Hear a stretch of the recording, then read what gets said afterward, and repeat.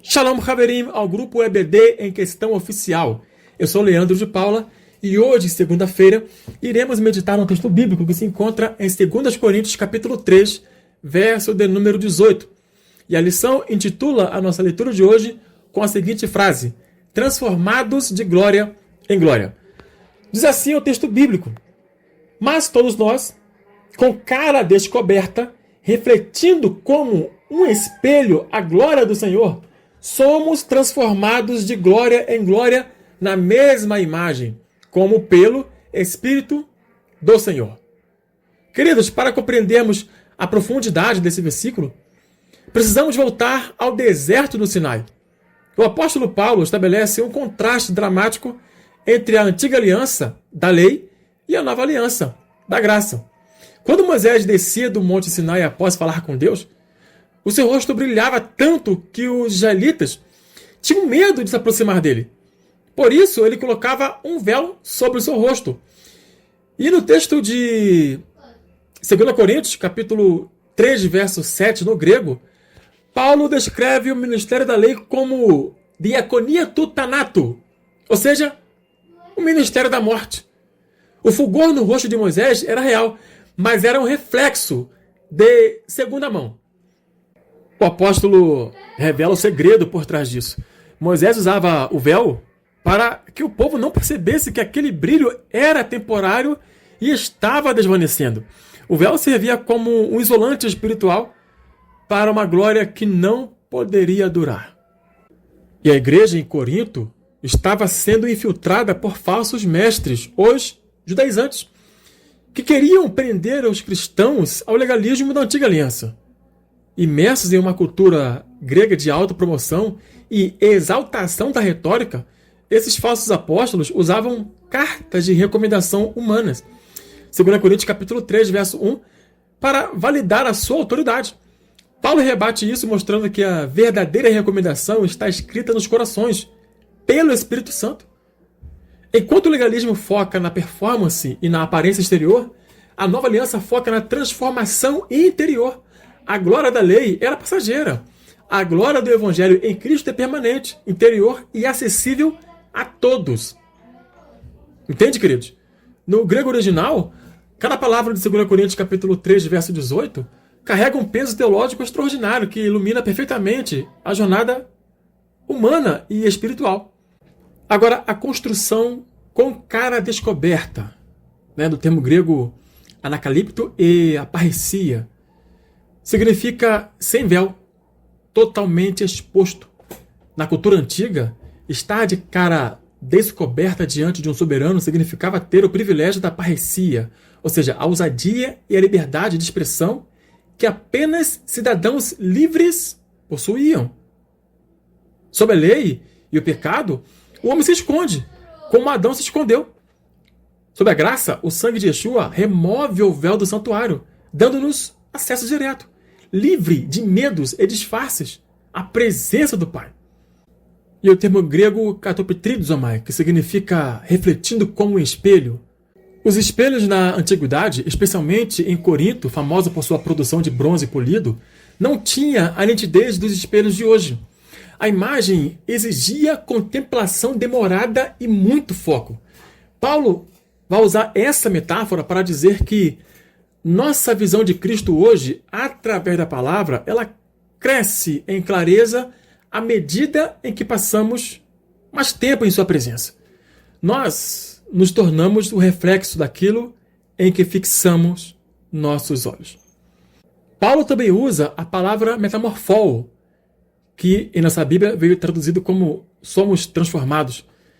Essa é a palavra que gerou a nossa palavra metamorfose. E ela indica uma alteração radical e interna de natureza, como a lagarta que vira borboleta. E, crucialmente, o verbo está na voz passiva no grego, metamorfumeta. Ou seja, indica que a transformação não é fruto de esforço humano, moralismo ou autoajuda, tão em alta hoje em dia aí, mas é uma ação soberana do Espírito Santo. Nosso único trabalho é contemplar. O trabalho de transformar pertence ao Espírito. Paulo também fala sobre de glória em glória, que é um processo contínuo, progressivo, dinâmico. Ou seja, amados, a vida com Deus não é estática, ela é dinâmica. Ela avança em estágios de maturidade espiritual e de santificação. E a vida de Jacó é a perfeita ilustração histórica e biográfica de 2 Coríntios capítulo 3, versículo 18. Ele viveu a transição exata do homem do véu e do disfarce para o homem da face descoberta. O nome Jacó está ligado à raiz hebraica que significa calcanhar, ou aquele que suplanta. Toda a sua estrutura psicológica e espiritual foi construída baseada no medo da rejeição e da necessidade de manipular as circunstâncias. Ele era mestre nisso. Para conseguir a bênção do pai, ele vestiu as roupas de Esaú e cobriu as mãos com pele de cabrito, um véu de engano. Gênesis capítulo 27. Ele tentou roubar uma identidade para herdar uma promessa. Quanto ao Jaboque, Jaboque significa esvaziamento ou derramamento. Ali, Deus remove todas as defesas de Jacó. Sua família vai adiante, suas riquezas cruzam o ribeiro e ele fica completamente só. Deus não transforma máscaras, ele só transforma identidades reais. Quando o anjo toca o nervo ciático, desmorona-se a última força humana de Jacó. Ao ser questionado, qual é o teu nome? Ele foi forçado a tirar o véu e confessar a sua falência moral. Meu nome é Jacó, o enganador, o suplantador. A transformação começou quando ele ficou com a cara descoberta. A mudança de nome aponta para uma reconfiguração de essência. Israel carrega o termo El, que significa Deus.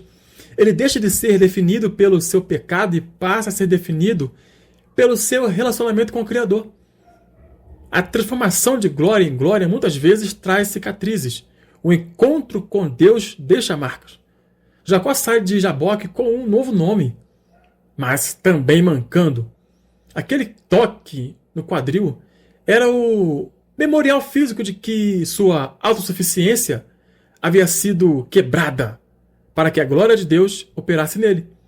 O homem transformado anda de forma diferente.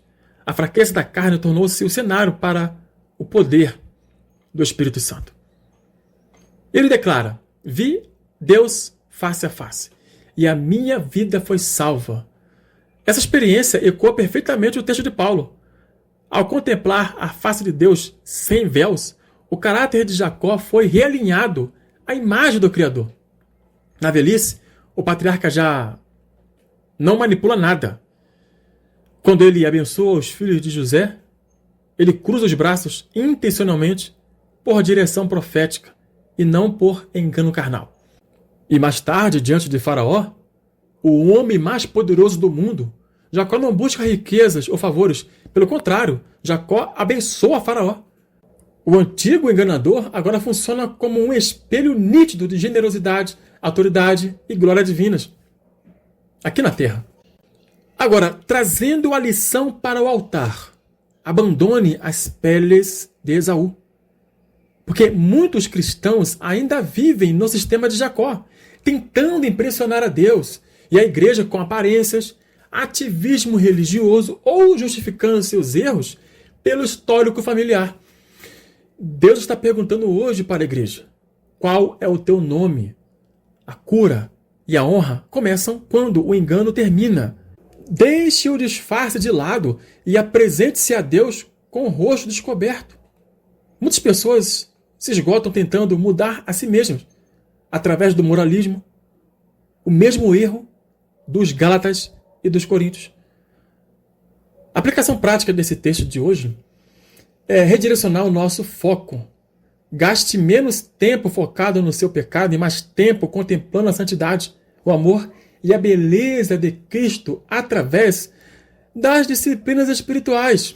Oração, leitura bíblica, adoração. É a presença que molda o caráter. A honra que Deus deu a Israel não foi para a vaidade pessoal, mas para que ele se tornasse a matriz das 12 tribos. Jacó começou a vida roubando uma bênção e terminou a vida distribuindo bênçãos. para seus filhos, netos e até impérios. Quando permitimos que o Espírito nos transforme de glória em glória, nossa vida deixa de ser um peso para outros, como o Jacó enganador era para Labão e Esaú, e passa a ser uma fonte de paternidade, destino e honra para as próximas gerações. Que Yeshua nos abençoe.